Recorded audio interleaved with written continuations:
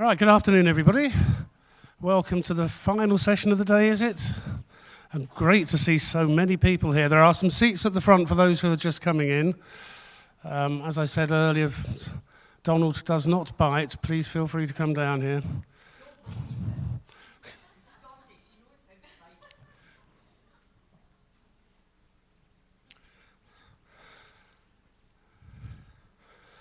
So, we've got a great speaker for you this afternoon, who I'm sure most of you don't need any introduction to, but I'll give one anyway for those who don't know him. I've known Donald for over 20 years now, and the first time I met him was at a conference in Scotland where he was the keynote and I was following him.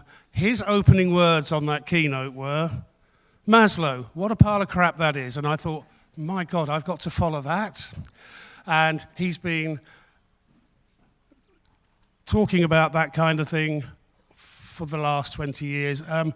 There isn't anybody I know who doesn't know as much about learning theory as this gentleman here. If you get the opportunity to go to his website or follow the Learning Hack set of podcasts that he's done with John Helmer, and you will learn a huge amount about all the learning theorists going back to the very first one, whoever that was. I have a couple of questions for you. So, first one, how many of you are absolutely scared by AI? A few hands there. Oh. Okay, how many of you see it as a threat? And you're allowed to keep your hand up for this one. How many of you see it as an opportunity? That is the right answer. And Donald is now going to answer that question for you. Donald Clark, everybody. Thank you.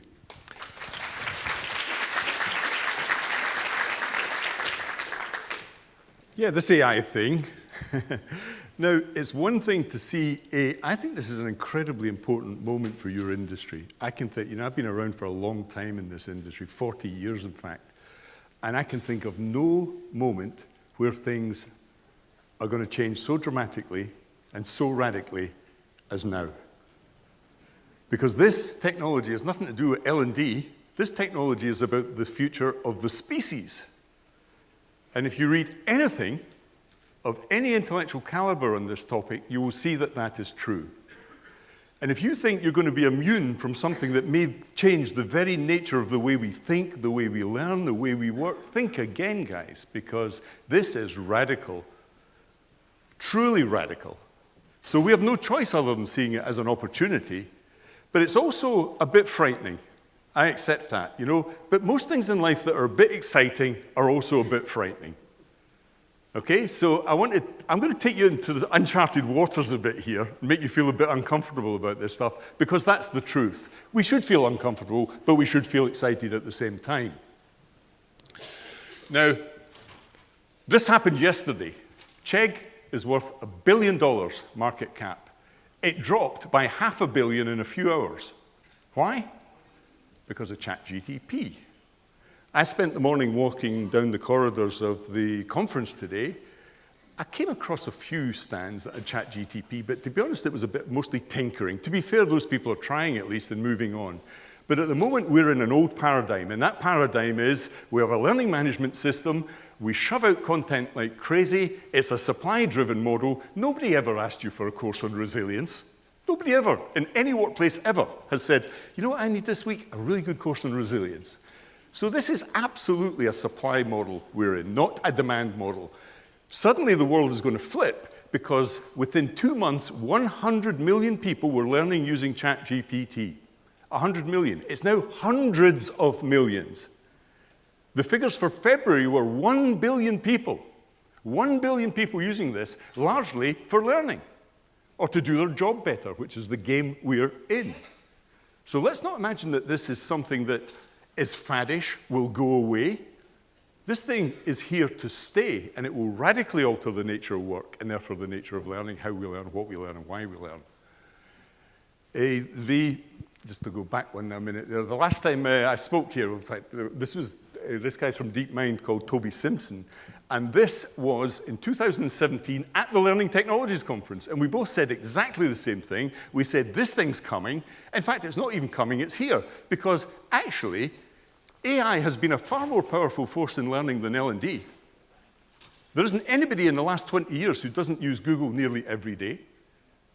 Every single time, everything you do on social media is mediated by AI. Everything you watch on Netflix or any streaming thing, which we did for 3 solid years during COVID, is mediated by AI.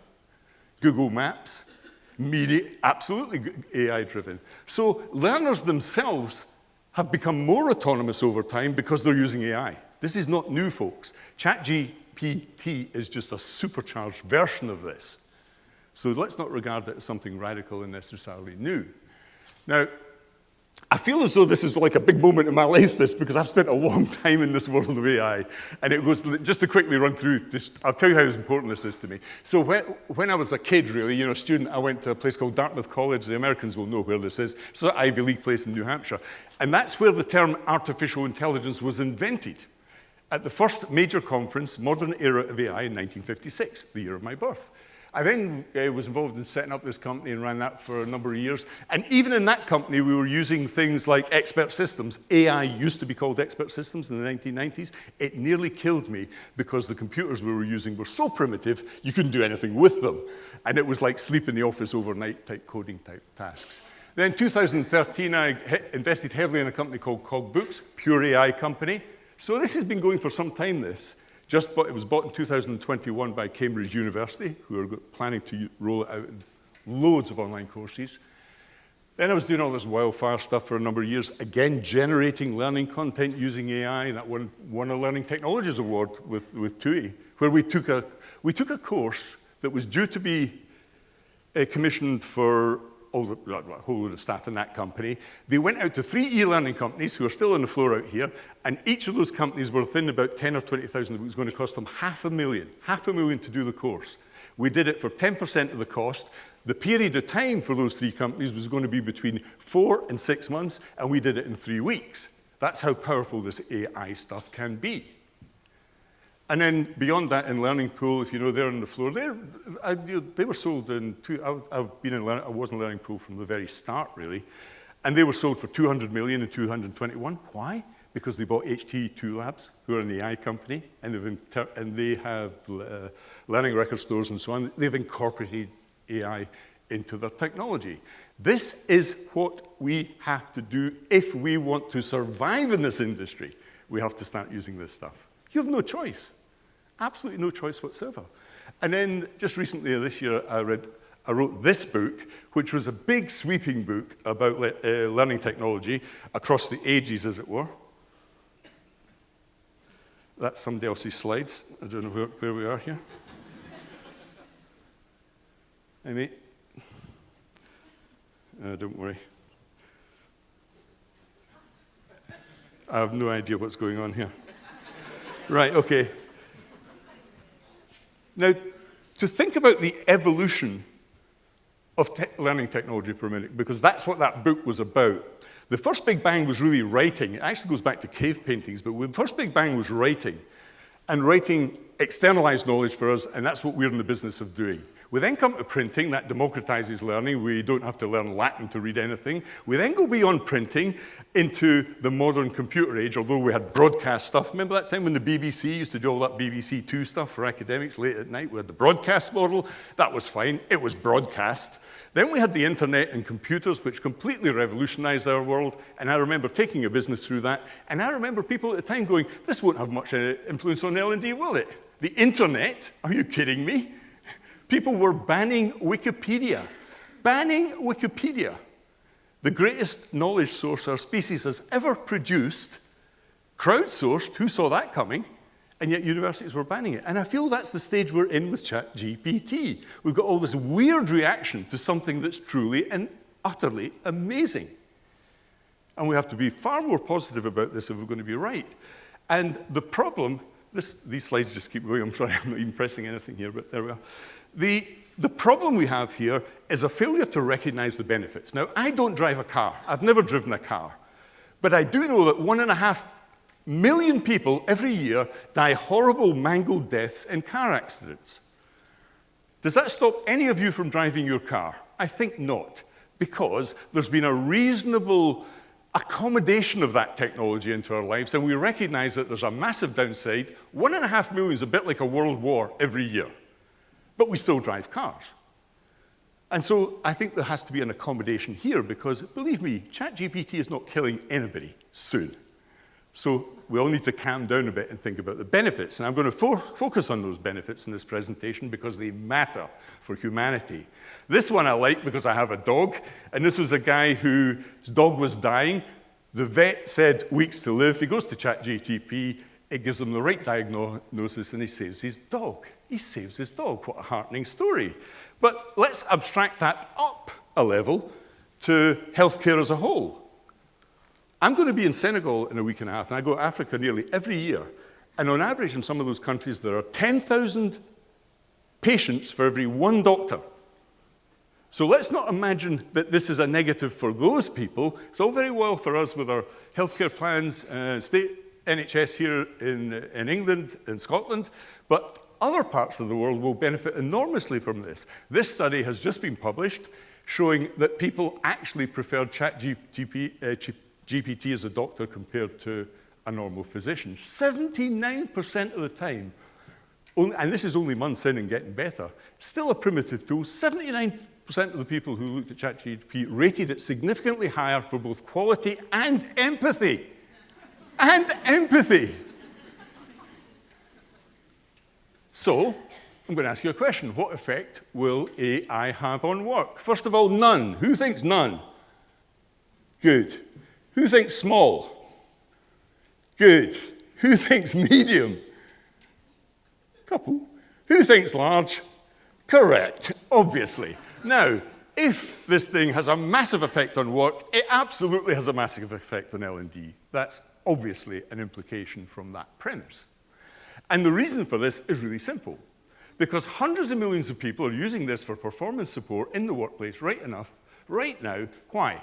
Because it takes them about 8 minutes to do a task up to 100%, as opposed to 8 hours. Everybody is now seeing that that report you had to write, that piece of analysis, that email can be done in seconds.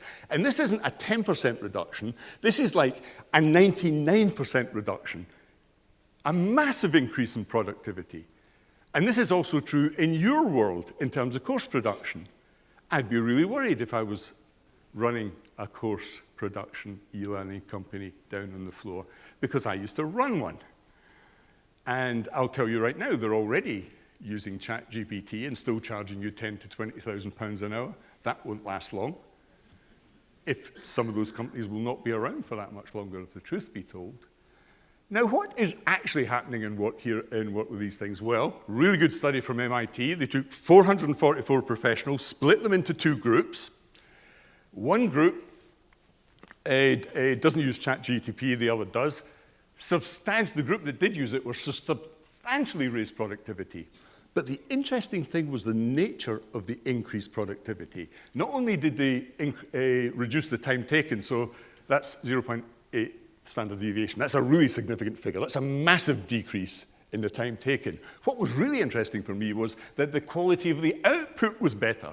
Not a significant effect, but still significant. So this thing not only makes things faster, it makes things better. Now, carrying on the workplace argument here, we had the Goldman Sachs predicting that there'll be 300 million jobs will be lost or degraded by artificial intelligence. I actually think that's a bit of an exaggeration. Nevertheless, that is a frightening figure. A frightening figure.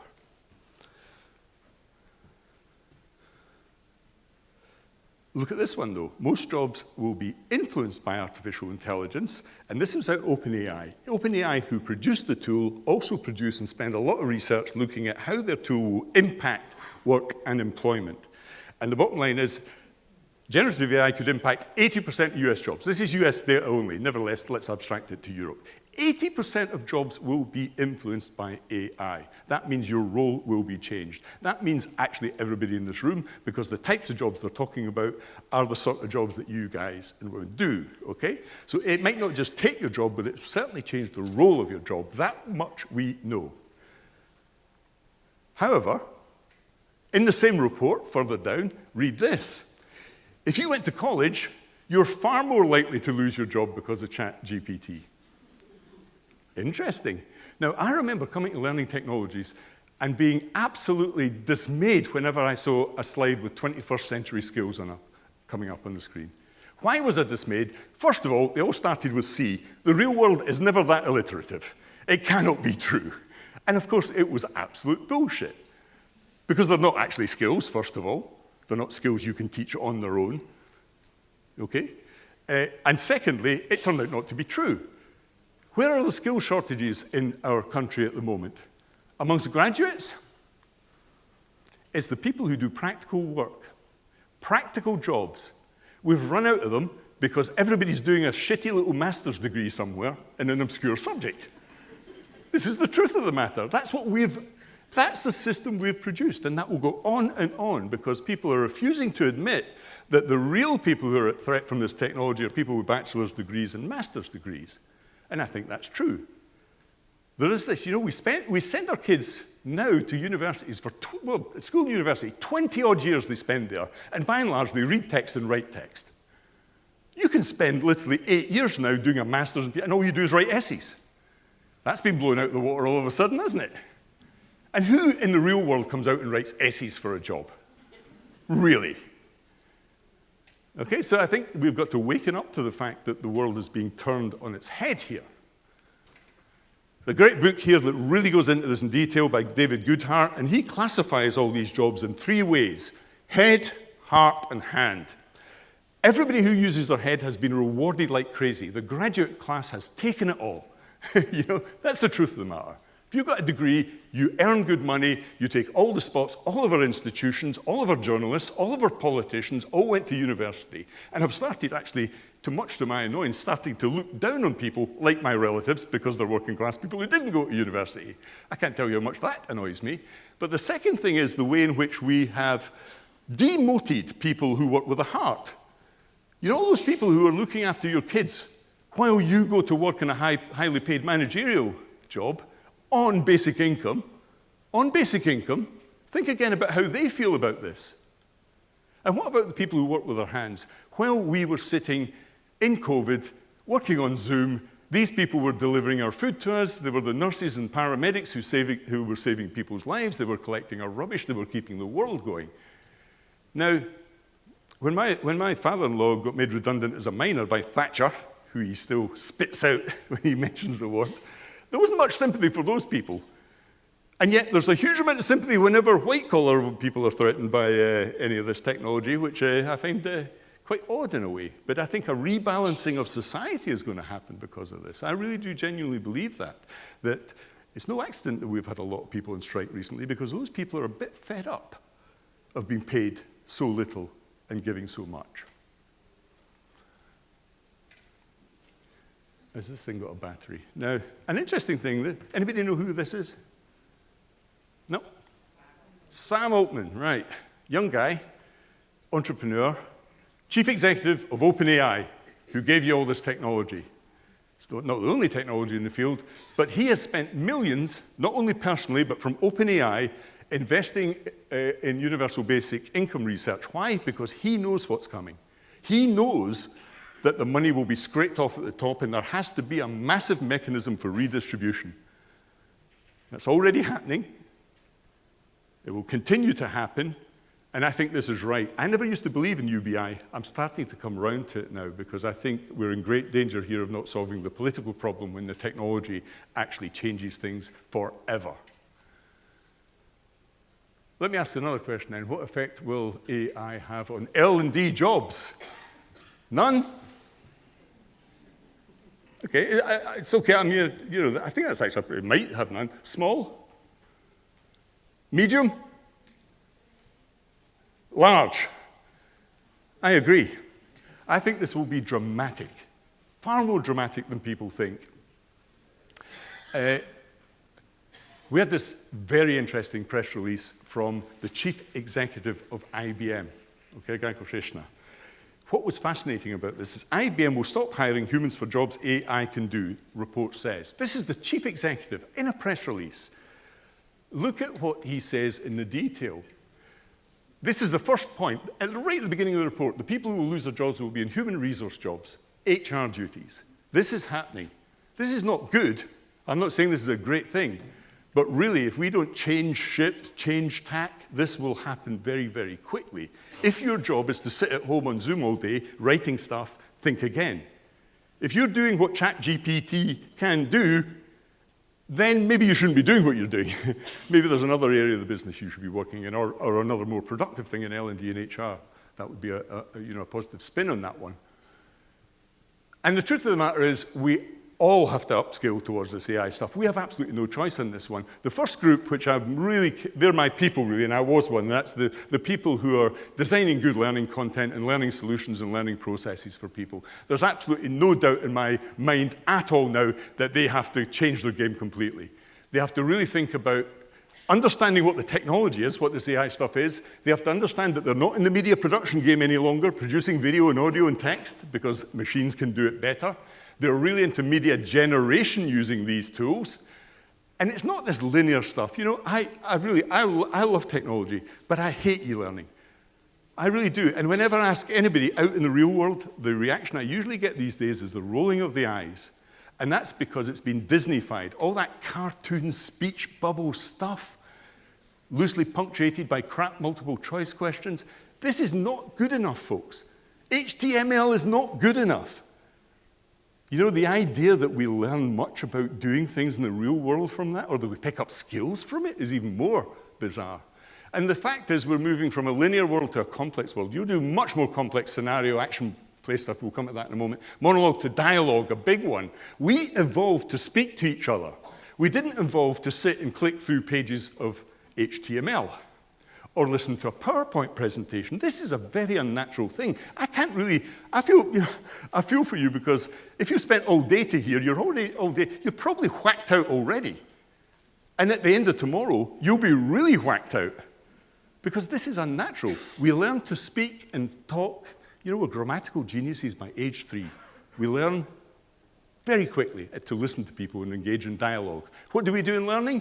We talk at people. We lecture them. The lecture in university is only there because the Sumerians had a base 60 number system. That's the only reason we have ours. It's nothing to do with psychology or learning. Totally and utterly bizarre. And it's multiple choice questions. You know, where in the real world does anybody ever come up to another human being and say, is it A, B, C, or D? Or is it none of the above? None of the above. Are you kidding? Well, hold on. Like, is this a weird logic question you're asking me? Gamification? I'm just too old for that shit now. Honestly, don't Disney-fy this stuff for me. I had kids a long time ago. You know, I'm an adult. I don't want to chase rubies around a Pac-Man maze. I really don't. And if you think that's what I need and you have empathy, think again. SCORM, the thing that's held, it's like a grip around the throat of this industry. 20 years, this crap standard that prevents us gathering data on anything. And then we've got writing and typing. You know, we're drowning in a sea of text. Drowning in this stuff. And the truth of the matter is, this stuff's going to enable voice. We already have Alexa. That will become super cool very quickly. And then you've also got to manage expectations. Now, that's true of the learning designers. I think generally in L&D, the same thing applies. You know, all this slow admin, like super turbocharge your admin and get that down in time, because that's what this tool does for you right now, even Chat GPT 3. You've got to get out of this notion that it's a one-size-fits-all course release, because this stuff really does personalize. We've been building courses, or little learning experiences would be a better way to describe it, which actually are tailored to somebody who has dyslexia, for example. You can actually ask the tool to say, I want this delivered in a manner that a dyslexic would read, and it avoids the words with transliteration and the letters and so on. You can do amazing things. You can say, I want it in the voice of a pirate if you want, and it will do it. But you can say, make it in first person, you know, I, we, us, all that language. Remember the stylistic changes you can make using this stuff. Technical skills, media generation, dialogue, I've talked about all this. Complex pathways through content. That's what people want. They want to feel they're driving it's a bit like, there's a big difference between jumping on a bus and driving your own car. And driving your own car is what it feels like when you have Chat GPT. You feel as though you are autonomously in control of this thing. Okay? Right. And really, in L&D, the most important thing of all is to play with it. Now, one of the things that's disappointed me a little bit, one is that people are not using it, which I find bizarre if you're in the learning game, because it's a learning product. But I really think you should buy the $20 license for GPT-4. I get quite a lot of really weird stuff on Twitter saying, oh, look how stupid GPT is, you know? The big New York Times article, I don't know if you read it, was the first bit of clickbait on this, where the guy said, oh, it's told me I should leave my wife. So I looked at this and going, why would it tell you that? And of course, what the guy had done is prompted it. Now, imagine if I sat down next to Alfred here, my good friend Alfred, and he turned to me and said, Donald, you know, maybe I'm thinking, I think I should, you know, do you think I should leave my wife? I think that's a pretty good sign that Alfred probably should leave his wife. You know? So if you prompt shit, you're going to get shit back. And that's what people do with this tool. You know, they push it to the edge, they ask it to make a bomb, and it says, yeah, here's how to make a bomb. How stupid are you? If you think that's wrong, think again. That's the human being that's at fault there. So play with it, learn with it, use it, and above all, share it across your department. There's nothing wrong with this. I know of one company which is a hard-nosed refrigeration company that puts air conditioning units in big factories. And this kid, he's got 3 million turnover, he's only 29. Every single one of his employees who are installing these pipes have the $20 license, because at the front line, when they install the pipes, they look up the ISO standards, they get things right first time, which means the inspector don't come in and ask them to rip it out again. And he's measuring it by the increase in profitability in every job. This is a performance support tool. People are using it at the front line, on the coalface, to improve their jobs. And that's how we can support them, I think, as L&D people using this tool. So what effect will it have on learning? Well, all learners use AI, all learners use Google, all that timeline stuff. We know that's true, and that's been true for 20 years. So let's not imagine for 1 minute that it's new. That's the wrong graphic, by the way. This is a new version of PowerPoint that's swapping my graphics. That is actually my grandfather who fought in the First World War. We'll come to him in a moment. That is meant to be a brain. That's true. What was on my slides originally. The brain is a weird thing.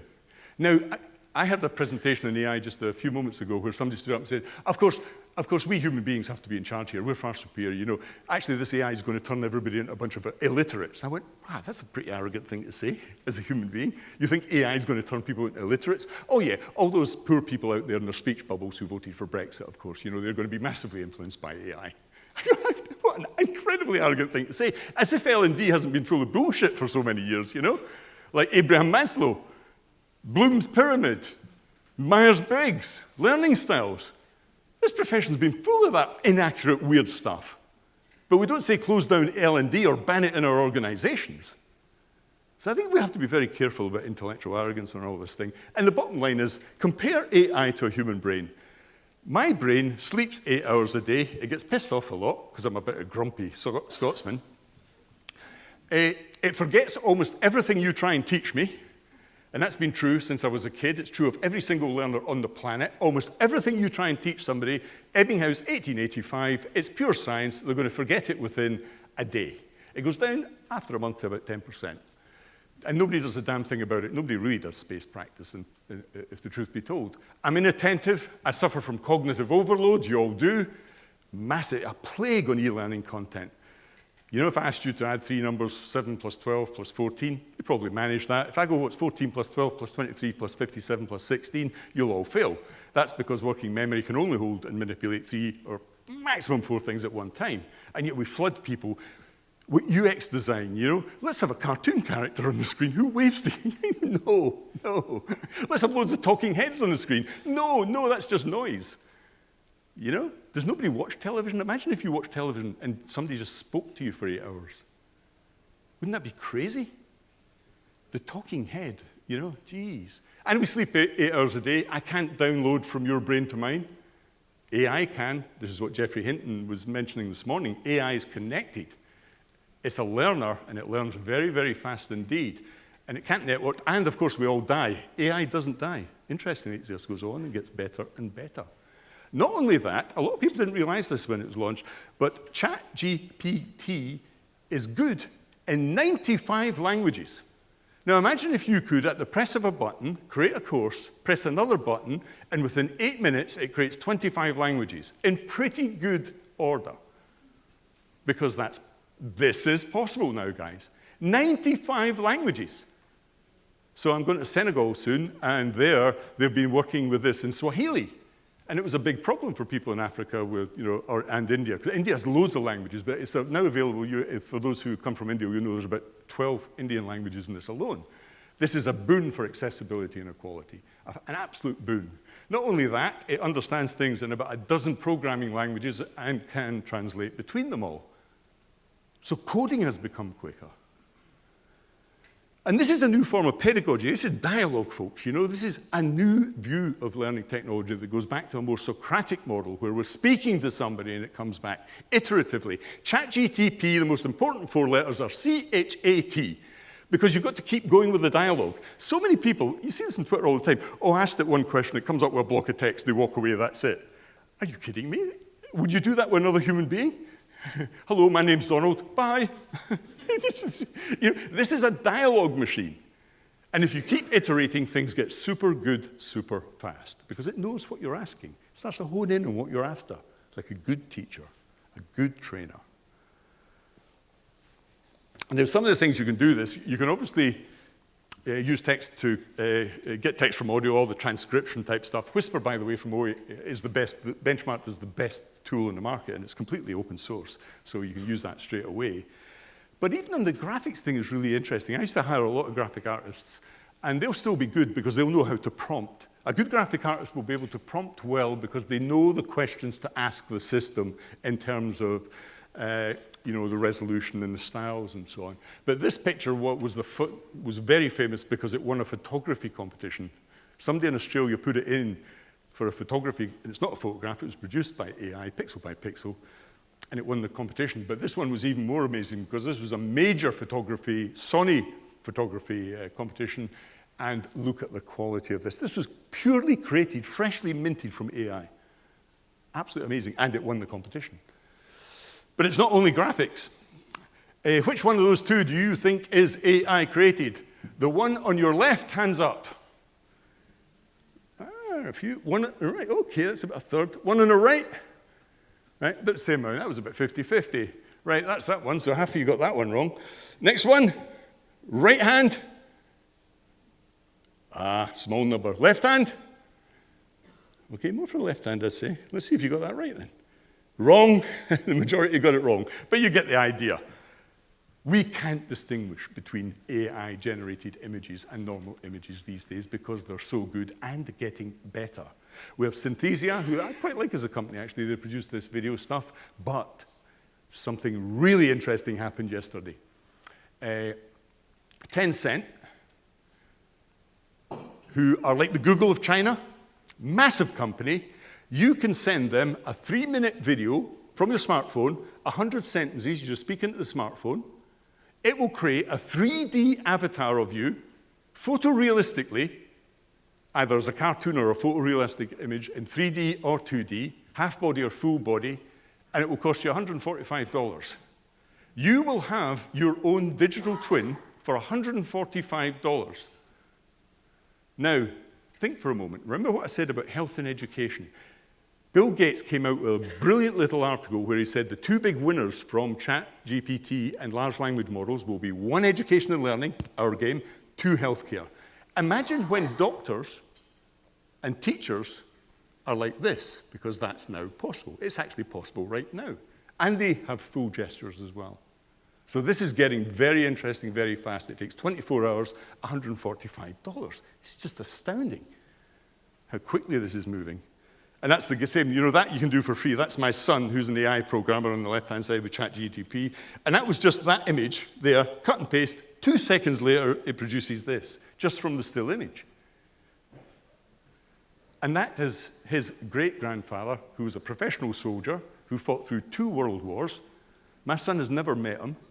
And we did this, and it was quite a moving moment in our house, actually. This guy had a hard life. And this was when he was 19. This was taken in 1915.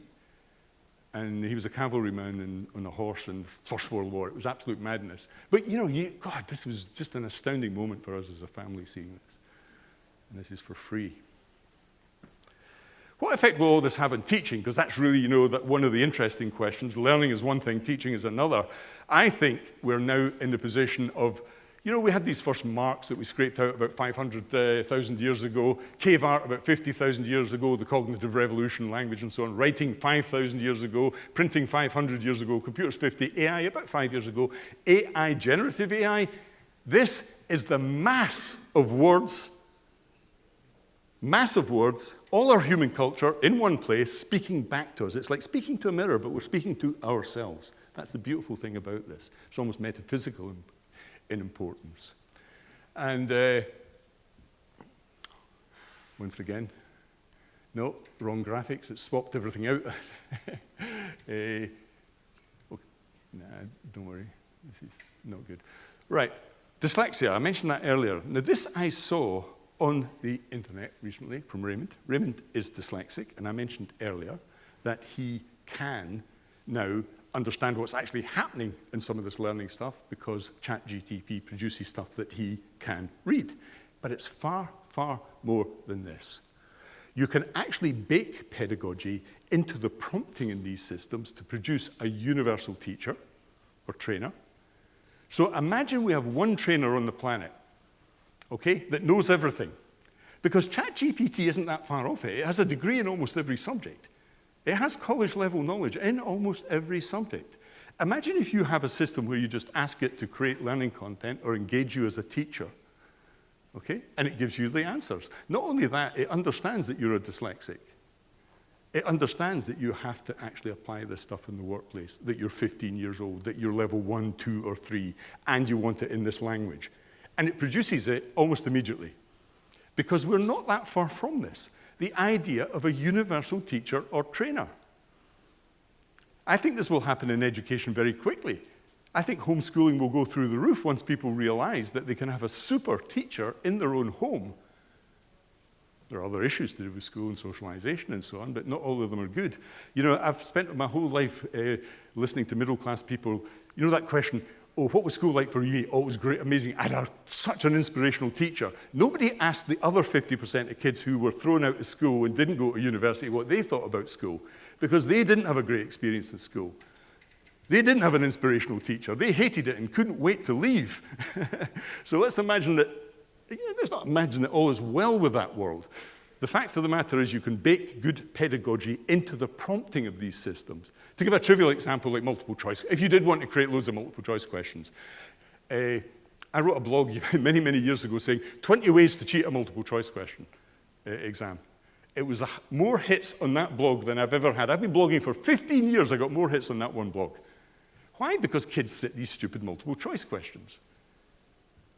The example, I did quality control in the BBC bite-sized ones, and I remember coming across the question to this day. What comes out of the top of a volcano? Magma, lava, or chocolate? What do you think every 10-year-old on the planet remembers 2 weeks later? Because multiple choice questions are weird and easily structurally manipulated, you tend to remember the wrong answers if they're more vivid. So we have a chance of massively personalizing learning here in the context of a universal teacher or trainer. In learning engagement, people talk about learning engagement. AI is the new UI. All your social media, all your Google, everything you do online is mediated by AI, except learning. Except learning. Why? Because we're stuck with dumbass tools like Storyline and Articulate that force you down this path of creating dumbass multiple choice questions in linear media. We're being trapped by the tools. The tools are using us. We're not using the tools any longer, because they have to be fitted into the stupid SCORM standard on some stupid LMS, and that's what we deliver and spit out to learners. No wonder they're fleeing towards Chat GPT, where they can actually ask the thing a normal human question and it gives them a human answer. So I think, the days are numbered for that approach to learning. Everything will be performance support. And if you don't think this, people say, oh, it's all about engagement. I think engagement is a terrible proxy for learning. Whole books are written on this. Engagement is a terrible proxy. I love stand-up comedy. I go to the Edinburgh Festival every year, and I've listened to hundreds of gigs. Can't remember a single joke. I was massively engaged. Can't remember a damn joke. Engagement is not learning. Engagement may actually prevent you from learning. You may be engaged but just learning stuff you already know. Engagement is not a good proxy for learning. But if you think it is, then think about the engagement with Chat GPT. 1 million people in 2 days. 1 billion visits in February alone. You have no problem with engagement in this technology, none at all.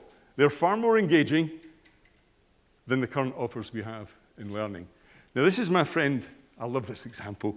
This is my friend Ali Robertson. He teaches in a further education college in my hometown in Scotland.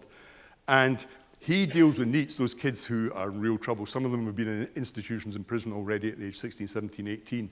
And they sit there with their hoodies up. You try dealing with those kids and trying to engage with them. Incredibly difficult. He did an experiment.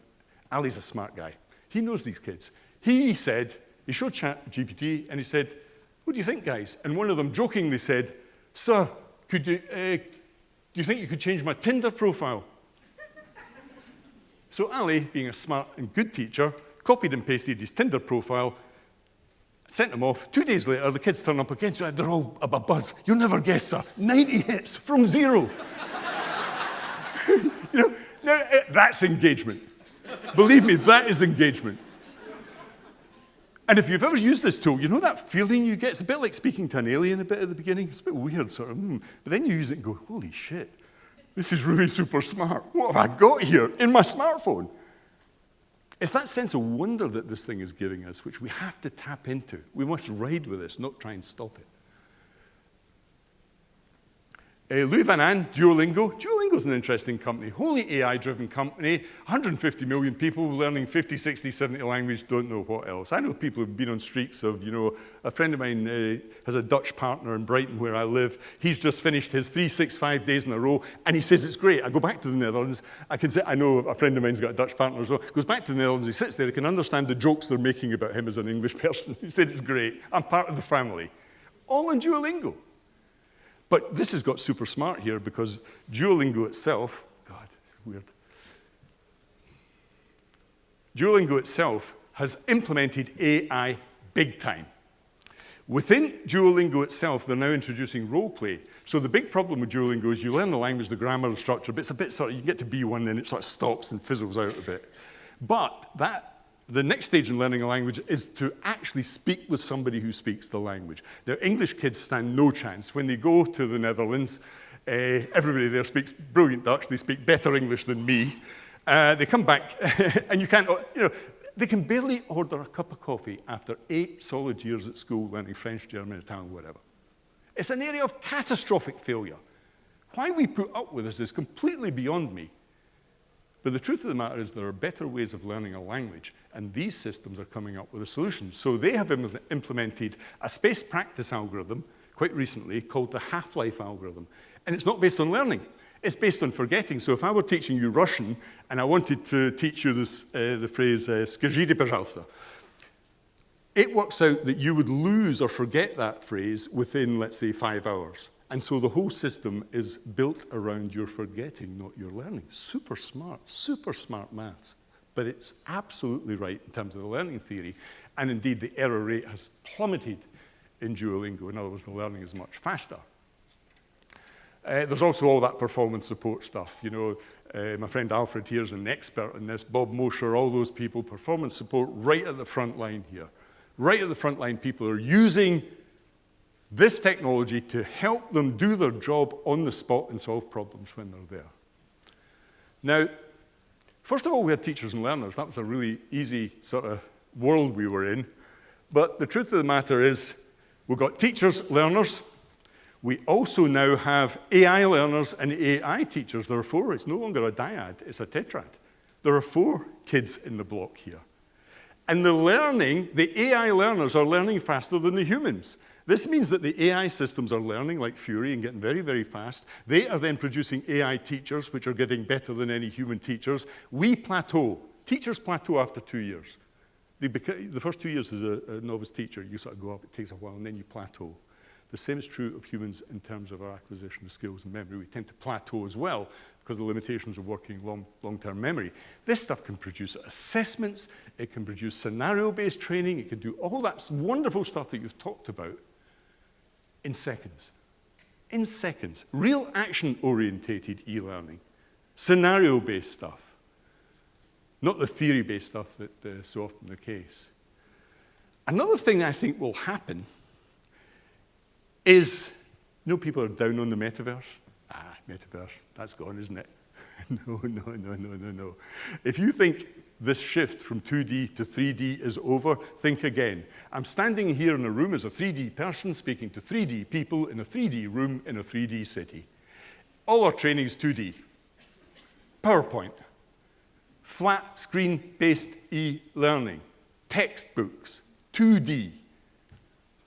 Only because that's the only technology we've ever had. Text, 2D images, video, 2D screens. That video thing, during COVID, I don't know how many box sets and movies. I can barely remember anything I watched.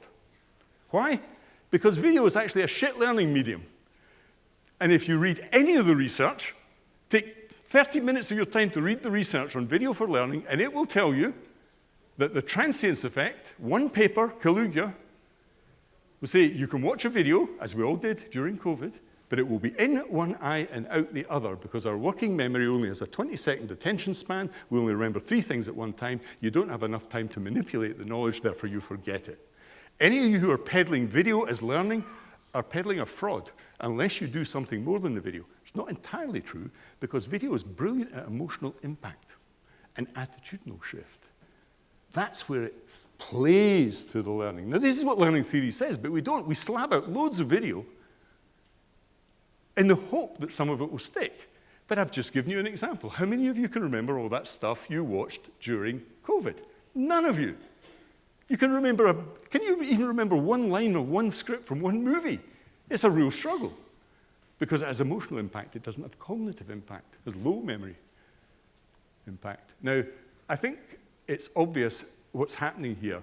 If you speak to anybody under the age of 15, they will know exactly what these things are. The monthly average user of Fortnite, 225 million.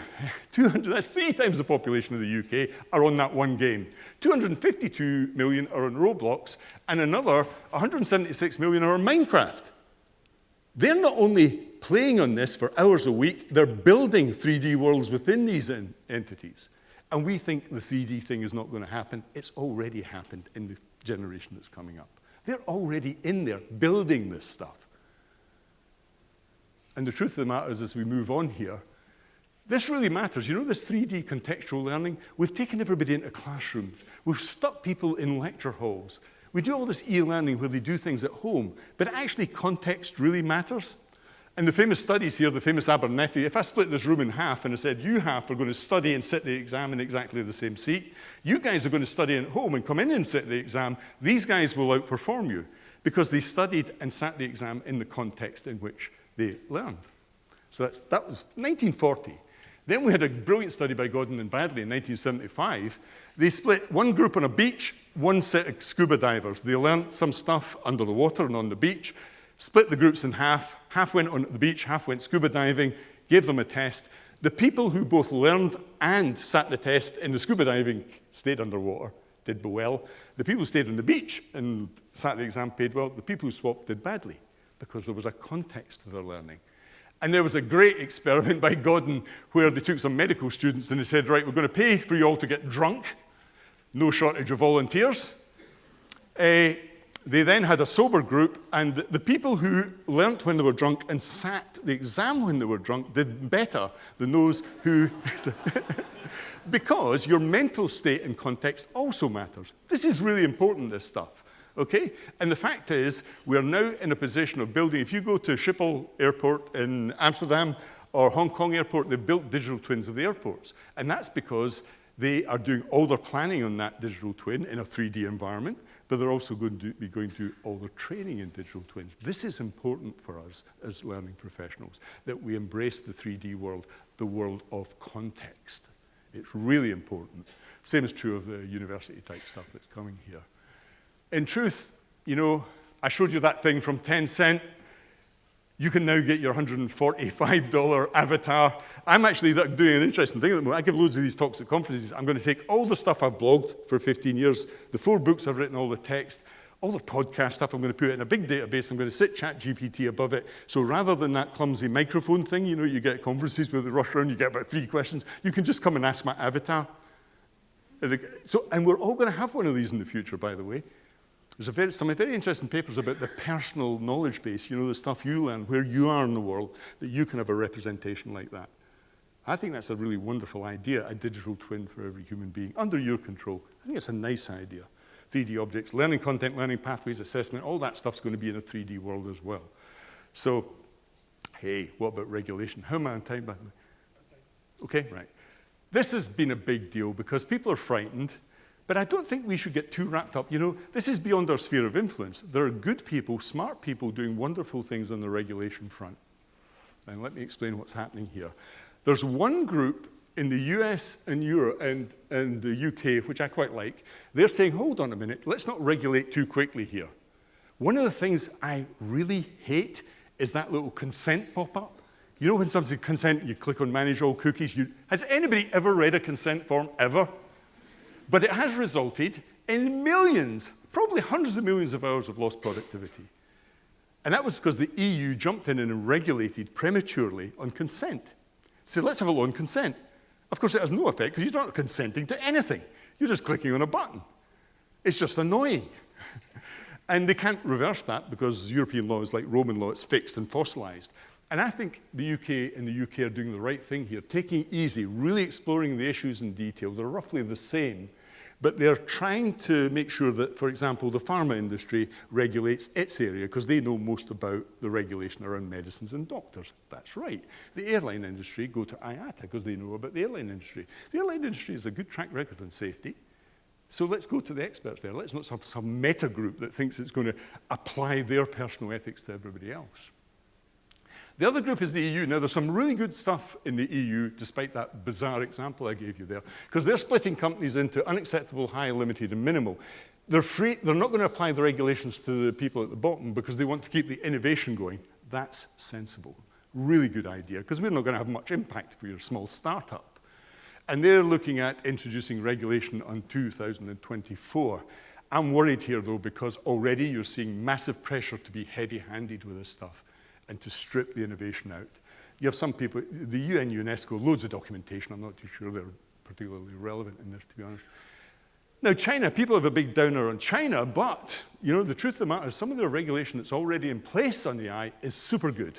They target very specific issues, like they really penalize scammers who steal money from old people's bank accounts. That is a really good and worthy thing to me. Let's target these things so that we, you know, or the protection of minors or kids and so on. So they have some brilliant legislation on that. Unfortunately, they also have some really weird clauses around the Communist Party control of the population, you know. It must uphold mainstream value. That means listen to us and toe the line, really. Vigorously disseminate positive energy, they say, which means toe the party line. So there's a danger here that if we take the Chinese legislation, we'll get this sort of totalitarian view of it. And then we have the people who have banned it. Iran, North Korea, Syria, Russia, and here was a surprise, Italy. Mad Italy. What on earth were they doing? Well, I contacted my friend who teaches at the University of Florence, and she revealed all. She said, Donald, it's a disaster. It's a disaster because every single investor in Italy and across the EU went, hold on here, why should I invest in Italy if they're going to ban the technology I've invested in? People don't understand the consequences of these things. The bottom line is they have a very far-right, almost fascist government. The guy came in with his new job as the regulator and wanted to make his mark. Typical top-down bollocks. And, of course, they have reversed it now. They realized what a mistake this was going to be. The people in Brussels actually went apeshit because it would have meant that pan-European investment would have frozen and actually put enormous political pressure on them. But the truth of the matter is if we take the good bits, the good stuff from China about old people and minors and so on, the good looser principles in common law from the US and the UK, and some of the good stuff from the UK, I think will come to a really good and quick conclusion on this quite quickly. So I'm quite positive about regulation. I don't think regulation is miles behind. The EU group have been working on this for 5 solid years now. These are no fools, these people. They know what they're doing. Ethics, though. Here's a different one. One group say proceed with caution. The one I really like. So there are 3 people who've got the Nobel Prize, the Turing Prize for AI. LeCun, Hinton, and a guy called Benjo, who'll come up in a minute. These are the people saying, well, let's move forward, but be really careful, because this thing is so profoundly different. There are deep fake problems, there are all sorts of ethical issues, obviously. But said, let's not stop things, because that would be foolish. Bill Gates, Altman, of course, from OpenAI and stuff. There are those who think, no, I'm going to sign a letter and we should stop for 6 months. That was always a stupid proposition. But you always have to think about the agenda of these people. So it was Elon Musk, who has gone a bit bonkers recently, let's be honest. Anything with Elon Musk in it, you go, hold on a minute. The truth of the matter was this guy's good actually, he's an AI guy, but he has a Future of Life Institute, and it's a sort of grifter thing really, but his whole point is to slow down AI. He has an agenda there, and he wrote the letter. In actual fact, he put some people in the letter who hadn't signed the letter. There were some people who went, hold on, where did this come from? That's how amateurish some of this stuff was, and some people have taken their name off the list now. But this guy is a really serious guy. If you see this name, Benjo, he, along with Hinton and LeCun, are the 3 giants in the area. They invented the technology we use. And then finally, you have a complete madman, Yudkowsky. He's his whole thing is, let's bomb the data centers now because it's going to kill you while you're sleeping. I don't think Chat GPT 4 is going to kill anybody in their sleep anytime soon. We're in complete control of the thing. There are issues further down the line, but it's a way off. Italy relents. So I think those are the 3 main areas in ethics. What about efficacy?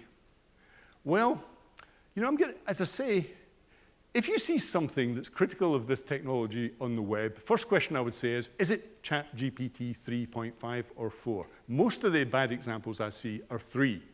But that, as I say, again, is a bit like using Wikipedia from 2003. This thing got so good quickly in the leap from 3.5 to 4 that the accuracy doubled. It got super good super quickly. Imagine what it's going to be like in a year or 2 years' time. It will be super brilliant. So this idea that it's a frozen fossilized thing and isn't going to get any better is clearly stupid. You also get people like the guy who asked, should I leave my wife, poor and impoverished prompting, deliberately provocative prompts. If you're going to go in and I turn around and start asking you really horrible and aggressive questions, trying to break you, you go, hold on a minute, because that's not how human beings behave. But some people are behaving like that with ChatGPT, deliberately trying to push it to some outer limit. And then hallucinations, heard that word? What a stupid word to use about a piece of software. I'm really annoyed about this. If I have a hallucination, you would assume that I've taken drugs, that I maybe have schizophrenia or something, I've got a serious mental psychotic illness, or that I'm seriously ill. That's not what's happening here. It's not hallucinating anything. It's coming out with stuff that's wrong, but that's a problem that can be fixed. That's a design and engineering problem. As soon as you link, and this is happening now, as soon as you link the large language model up with an API, or more importantly, plugins to this, you can go off to Google Scholar and make sure the citations are correct. In actual fact, I've used GTP4 a lot. I mean a lot. And it hardly ever comes up with wrong things. And I'm pushing the limits on also on academic papers and book summaries and so on. It is very, very good indeed. So let's not sort of throw the baby out with the bathwater and the bath just because it said something wrong. I can wander around this hall and ask people about learning theory, and almost everybody will say something wrong about learning theory because it's a sort of misunderstood area, I think. Nevertheless, we're not going to ditch it all. And then I think non-conversational and non-iterative, don't regard this as a first hit. Regard it as an ongoing conversation. That's what this is about. And plugins and so on. So it's going to improve. It's going to get a lot better. There, my friends, I will stop. Because, as I said at the beginning, this is a unique moment. For me, I feel this is I'm 66 years old. This is a unique moment in my life where finally we have a piece of technology that could truly revolutionize learning. A universal teacher, a universal trainer, massively reduce the costs of both education and health and learning. We're on the cusp of that. We've all experienced it. It's on your smartphones. And if we don't think that's a good thing, I think we should think again. You may be in the wrong game. I really do think this is a magnificent moment for our species, not for L&D, for the species itself, because I would hope that the people who most in need from education are further away from it than ever. The 50% of the people in my country who get dumped, we have starved further education and vocational colleges of money. They get nothing now. We're really pouring money into higher education like crazy. Maybe that other 50%, the people in Africa I'll be visiting, where there's only one doctor for 10,000 people, one teacher, 50 in every class. Maybe they're the people who should benefit from that, rather than us sitting here in comfortable Europe thinking that everybody works in an office and uses Zoom. No, 80% of the workers in the world actually do physical jobs. They don't do middle management jobs. 80% of workers do real jobs. So thank you very much for listening. I really appreciate it's the end of the day coming along. I've gone along for a long time, but thank you. Thank you.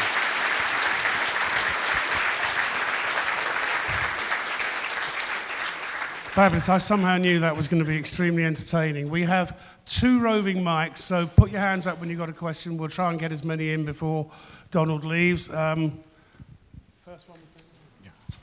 Hi there. Thank you. As somebody who works in healthcare and education, this is very, very relevant for me, so taking note. You say that engagement is a poor proxy for learning. Yeah. And I'm paraphrasing here, if you put in nonsense, you get out nonsense. Yeah. So I think the key is, the concern is that if there is this engagement with Chat GPT and people are putting in nonsense, getting out nonsense, and believing that nonsense and using that, how do we stop that? How do we get people to engage in a way that they're not putting in nonsense? Well, I have a great deal of faith in people. I don't think people are putting nonsense into Chat GPT. I genuinely don't. So this company I was working with, where they have all these workers out in the field, they're just interested in doing their job. They just want to install that pipe in the right place at the right time and not have the inspector shut the site down. I think there is something that's crept into society. I'm sorry, I'm going to get a bit political again on this. In the previous session I was in, somebody said, AI is going to turn everybody into a bunch of dumbass illiterates. I was upset at that, because what they really mean is people who are less educated than me. They're in their bubble.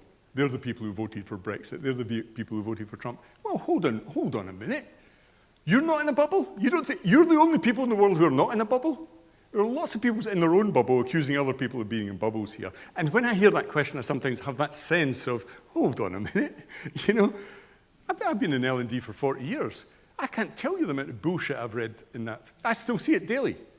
I still see the whole learning styles, Maslow, Kirkpatrick, Nexus, 60-year-old theory, pyramids all over the place. None of it right. So let's not imagine we're in some superior intellectual position of saying, oh yeah, all those poor working class people are going to be impoverished because they're going to type wrong things into this system and get wrong stuff out. I think middle class people are deluded on this point. I honestly do. I'm sort of tired of this, Ask yourself why all these people are on strike for a minute before accusing them of being potential subjects of illiteracy and stupidity because of technology. Most of the people on Twitter are middle-class people, by the way. None of my working-class relatives are on Twitter. So I think we've got to be really careful about this. I'm not saying you're accusing people. You're making a good point there about if you put crap stuff in, you get crap stuff out. Well, no, that's true of Google. But we don't say close down Google. In the early days of Wikipedia, it had loads of shit in it, really bad stuff. But it got very quickly sorted out by good editors. And we've got to give this stuff time. That's why I think we're exaggerating. We're letting the tail wag the dog in this by accusing it of hallucinating all the time, when it actually doesn't. It actually comes up with good stuff most of the time. I mean, the example I heard in another session today was, well, I asked it for a citation, an academic. Like, we're in L&D, folks. We're not in higher education. What are you doing if you're putting citations into a training course? Is that really necessary? How many training courses do you produce that have got full sets of citations in them? Why would you do that? It's an academic business. Or somebody this morning in the mainstream said, critical thinking. Oh, it doesn't do critical thinking. You're not in the critical thinking game. You're not a university tutor trying to produce some critique of capitalism.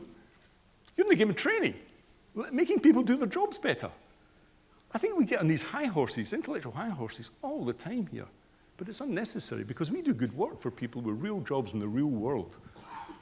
We're not education experts. Some of you may be in the audience. That's a different issue around plagiarism and so on. But sorry, I went on far too long on that one. Hi, I have well, first of all, I have to say I'm a super fan of AI.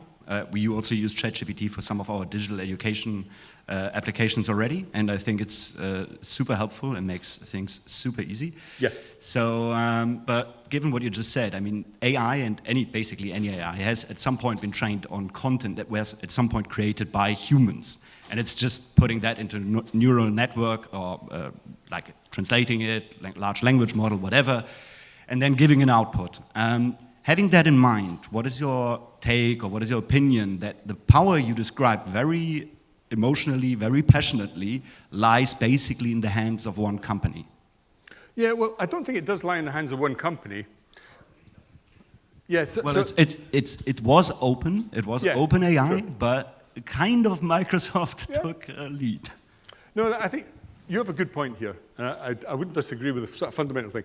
So just to lay the groundwork here. So OpenAI is still a not-for-profit. So there's a not-for-profit that sits up here. And that truly is a not-for-profit with a board. It has also a not-for-profit subsidiary that's called a capped non-for-profit.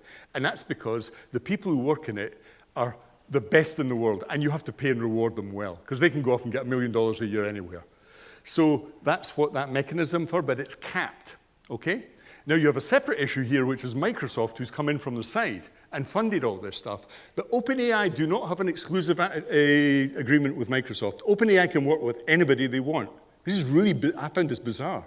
Why would Microsoft put $10 billion into a company where they don't have exclusivity? And they don't. So what Microsoft have done, Bill Gates was the guy who organized this. What they did was, Bill Gates, by the way, made sure that Duolingo and Khan Academy were the two big beneficiaries of OpenAI straight off. Two completely free educational services that will benefit millions of people worldwide. But I, like you, still have a worry that it will be in the hands of just a cluster of very large tech companies. And we have let them off the hook for too long. But the EU, for example, Ireland, where are the headquarters of all these tech companies? Two places, mostly in Ireland, because they have a 15% corporation tax. Ireland is basically stealing money of every other European country because they're stealing your tax revenues. And we allowed that to happen. We allowed that to happen. Don't blame those tech companies for going to the lowest tax base. So I think we should take real political action here to solve this problem through trust laws, which is happening in some countries. Microsoft have just been... there's a legal case against them from the British government, for example, in their acquisition of Activision. But I think we need to take political action on halting that.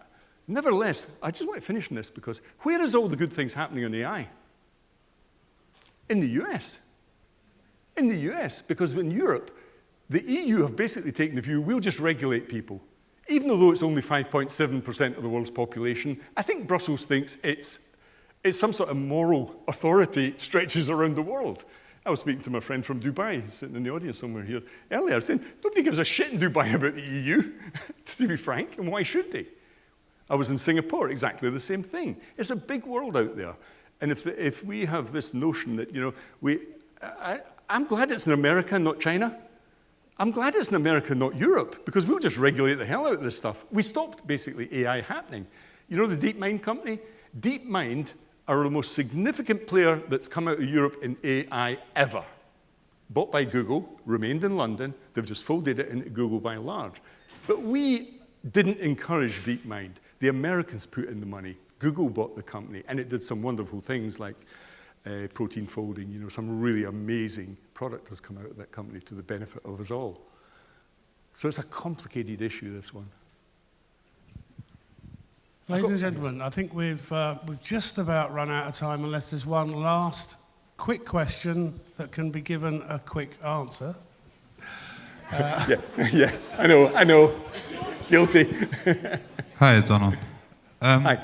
So, quite a simple question, really. Yeah, sure. But I wondered if you use Chat GPT, seems to be a stumbling block, the name in itself, but to make any content or directions for your delivery today. Yeah. Oh, for my delivery today? Yeah.